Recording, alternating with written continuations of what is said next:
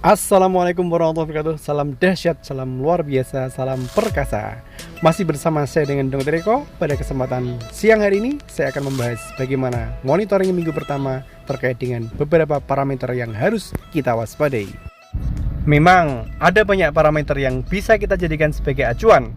Namun dari sekian banyak parameter, kita harus benar-benar paham parameter apa saja yang paling penting, dan ini akan sangat berdampak terhadap penyesuaian tata laksana manajemen tenis di lapangan. Sehingga kita harus paham betul parameter kunci yang menjadi acuan. Beberapa kalangan praktisi menyampaikan bahwa FCR adalah salah satu parameter kunci.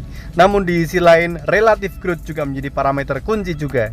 Lalu, apa yang menjadi prioritas monitoring? Apakah FCR dulu ataukah RG dulu yang menjadi acuan kita untuk memonitor keberhasilan di minggu pertama? Simak video ini sampai selesai dan temukan jawabannya. Pada kesempatan siang hari ini saya ada di kandang pada waktu ayam sudah umur di atas 7 hari. Per hari ini adalah 8 hari jalan dan kita akan mencoba mengevaluasi bagaimana parameter-parameter di minggu pertama yang harus betul-betul kita perhatikan agar kita bisa menjadikan bahan evaluasi untuk merencanakan bagaimana tata laksana manajemen berikutnya sehingga minggu pertama, kedua, ketiga sampai ayam dipanen kondisinya tetap optimal. Ada beberapa parameter yang sering kita gunakan sebagai indikasi keberhasilan masa brooding. Namun pada kesempatan siang hari ini saya akan fokus terhadap 4 macam indikator utama yang harus kita pahami sebagai salah satu upaya kita untuk mendeteksi lebih dini apa-apa yang harus kita lakukan penyesuaian pada fase pemeliharaan berikutnya. Yang pertama adalah terkait dengan bagaimana kita memonitor ketercapaian feed intake. Kenapa feed intake ini penting? Karena feed intake ini adalah salah satu upaya kita untuk bagaimana mengoptimalkan ketercapaian zat gizi yang dikonsumsi oleh ayam sehingga nutrisi tersebut bisa mendukung pertumbuhan berat pada saat minggu pertama. Yang perlu kita pahami bahwa ketercapaian feed intake ini amat sangat vital karena pada fase ayam dipanen nanti ketercapaian keberhasilannya amat sangat dipengaruhi oleh feed intake minggu pertama. Bukan pada berat di usianya, tetapi pada feed intake minggu pertama. Semakin baik feed intake minggu pertama, ini akan menunjang terhadap ketercapaian berat di minggu pertama.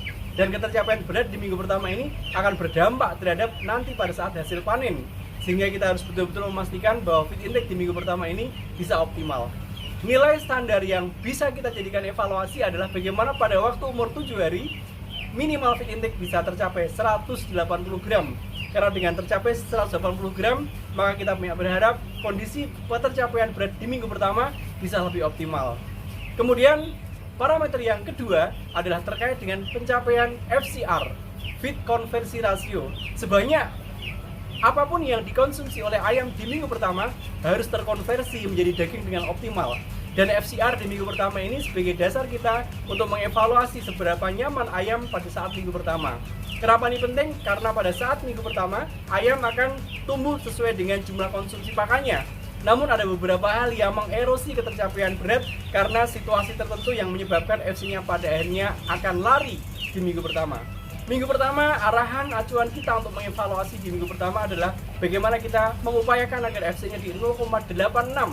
Dengan ketercapaian FC 0,86, kita berharap semua makanan yang dikonsumsi terkonversi menjadi daging dengan optimal. Sehingga monitoring terhadap kenyamanan ayam menjadi titik kritis. Karena FCR bisa mencapai kondisi yang optimal apabila situasi ayamnya nyaman. Ketika ayam dia berjuang terhadap kepanasan ketika masa brooding, atau justru sebaliknya ketika dia harus berjuang terhadap situasi yang dingin, maka energi yang dia dapatkan dari pakan tidak terkonversi menjadi berat, namun akan tererosi karena harus bertahan pada kondisi yang tidak nyaman. Demikian juga asupan oksigen juga harus kita perhatikan, karena oksigen inilah yang menjadi bahan bakar utama untuk bagaimana ayam bisa mengkonversikan dari pakan menjadi daging. Sehingga kita harus betul-betul memonitor ketercapaian oksigennya juga harus optimal. Kita harus juga mengupayakan pencahayaannya juga optimal. Selain dari oksigen, ketercapaian berat minggu pertama amat dipengaruhi oleh pencahayaan di fase awal. Sehingga kita harus betul-betul memperhatikan bagaimana agar lebih termonitor dengan baik dari waktu ke waktu. Kemudian parameter yang ketiga adalah parameter relative growth. Di video saya yang lain sudah saya bahas bagaimana cara kita menghitung angka relative growth. Karena dengan penghitungan relatif growth itu kita akan bisa mengevaluasi seberapa baik ketercapaian pembelahan sel-sel tubuh agar menunjang pada perkembangan minggu-minggu berikutnya. Kemudian parameter yang terakhir adalah terkait dengan uniformity. Jadi keseragaman antara minggu pertama dengan saat kedatangan tidak boleh lebih pecah dari 4% maksimal. Misalnya ketika datang DOC keseragamnya 86, maka di minggu pertama keseragamannya tidak boleh lebih turun dari 82.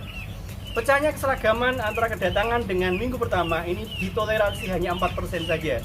Ketika keseragamannya pecah, maka lebih dari 4% kita harus mengevaluasi brooding kita. Karena dengan kondisi di mana keseragaman pecah, ini mengindikasikan bahwa problem terkait dengan manajemen brooding kita belum tuntas.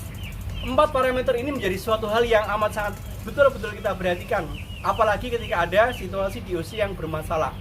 2 parameter tambahan ketika DOC bermasalah adalah terkait dengan angka mortalitas dan afkir yang sering kita sebut sebagai depresi. Ini juga menjadi salah satu evaluasi kita terkait dengan kondisi DOC, kesehatan, dan juga pada fase awal ketika ada kontaminasi penyakit infeksius yang bisa ditularkan dari breeding farm, dari induknya, atau kontaminasi yang berasal dari hatchery. Sehingga 2 parameter tambahan adalah mortalitas dan afkir awal. Karena sesuatu hal yang berdampak terhadap akhir-akhir infeksi maka akan memberikan dampak terhadap tingginya afkir ataupun tingginya mortalitas.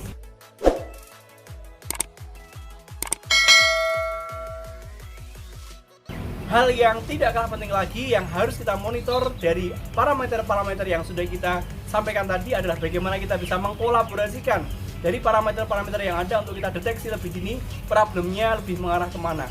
Apakah problem yang berasal dari parent stock atau breeding farm, atau problem terkait dengan hatchery atau selama di masa perjalanan.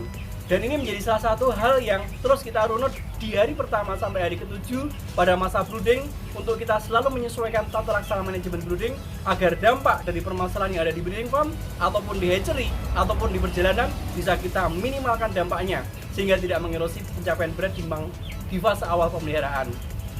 Mungkin itu yang bisa kita sampaikan pada video kali ini. Jangan lupa optimalkan minggu pertama, pastikan masa emas di minggu pertama ini bisa tercapai karena ini akan berdampak pada pertumbuhan minggu-minggu berikutnya.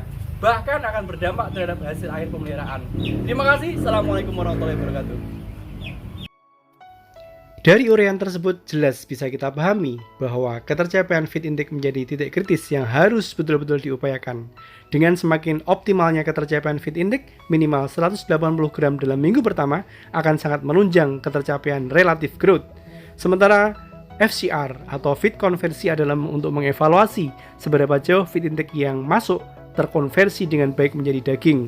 Karena tingginya feed intake akan memberikan dampak di mana ketercapaian konversi daging juga akan semakin optimal.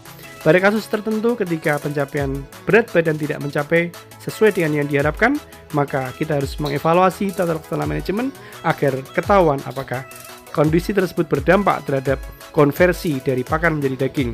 Misalnya ada aspek kedinginan, kepanasan, kekurangan cahaya, ataupun kekurangan oksigen, maka tingginya feed intake belum tentu akan memberikan dampak tercapai berat sesuai dengan yang diinginkan. Sehingga disinilah peran FCR untuk bagaimana mengevaluasi ketercapaian konversi dari pakan menjadi daging. Demikian video kali ini, mudah-mudahan bermanfaat. Salam pejuang FCR. Assalamualaikum warahmatullahi wabarakatuh.